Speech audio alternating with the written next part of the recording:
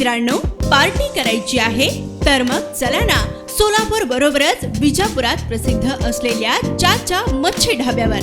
चाचा मच्छी ढाबा, विजापूर रोड, टाकळी, सोलापूर. संपर्क 9765 066 495.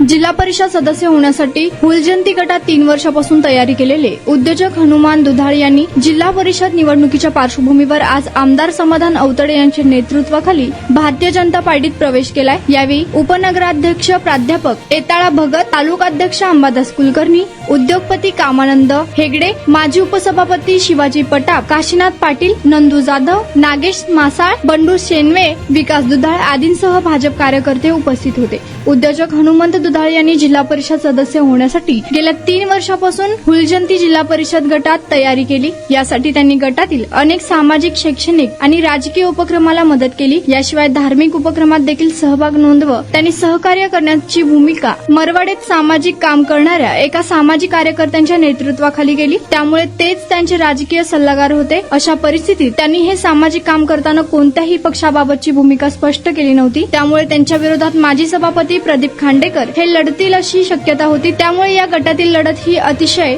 लक्षवेधक होणार होते.